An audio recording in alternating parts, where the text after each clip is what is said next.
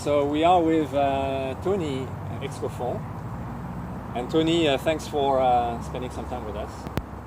You are a friend, first of all, and you work in aeronautics. Tell us a little bit about your background, what you did, what you studied, and how you came into aeronautics first. No. Yeah. Background, mechanical engineering initially.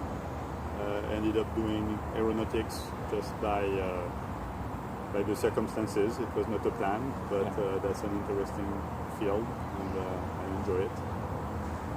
Good. We will have this discussion today because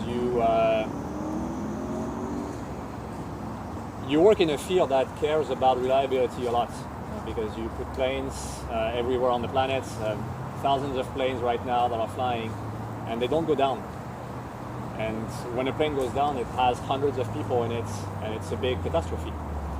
So you guys in your domain have spent a lot of time thinking how you avoid catastrophic failures and losses of human life.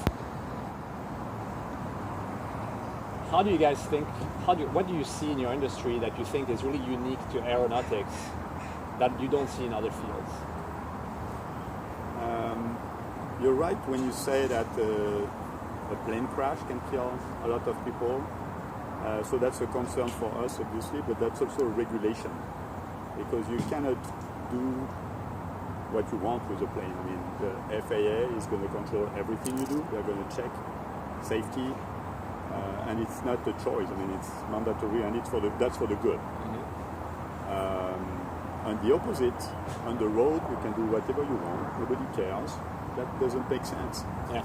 So in aeronautics, there are regulations to do a safe product. Like for the drugs, for example, the FDA does the same thing.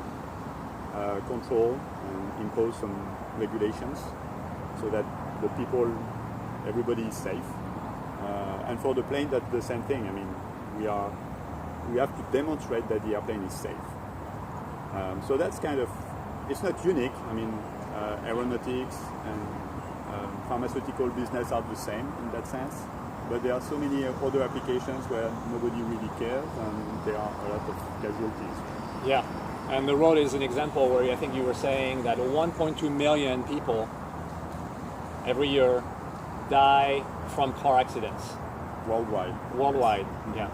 That's a number I got from Intel. Yeah. It's available. Sure. That's a lot of people.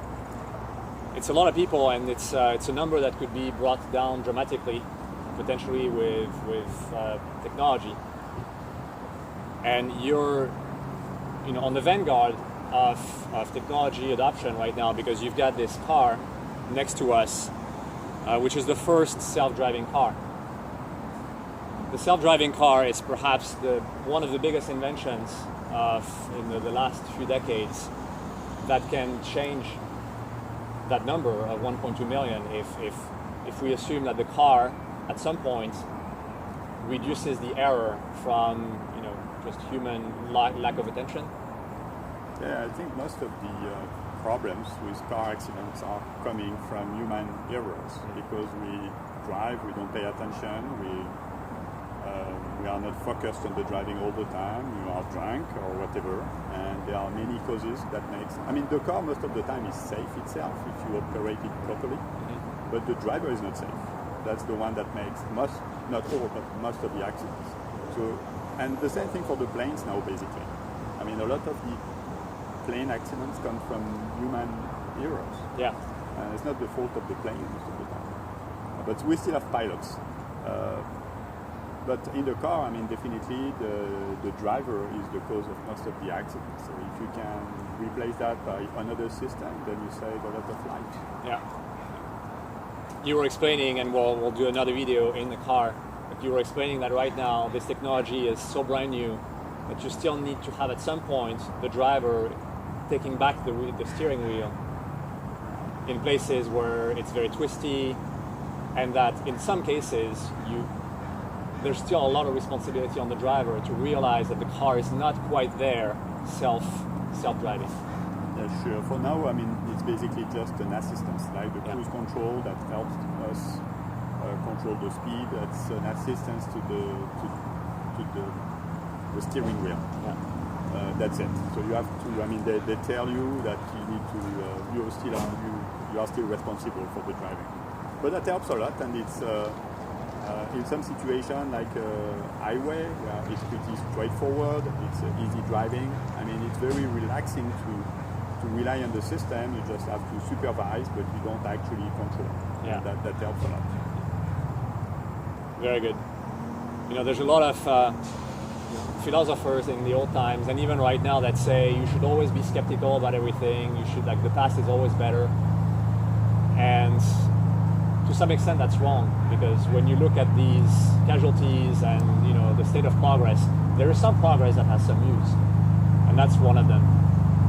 Yes, absolutely. I mean, in the past, I mean, we see there was much less cars, there was no airbag, no seat belt, no safety belt, all that kind of stuff that we didn't want at some point, but they save lives already.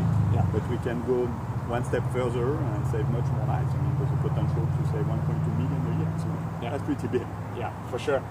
For sure. Oh, great. Thank you, Tony.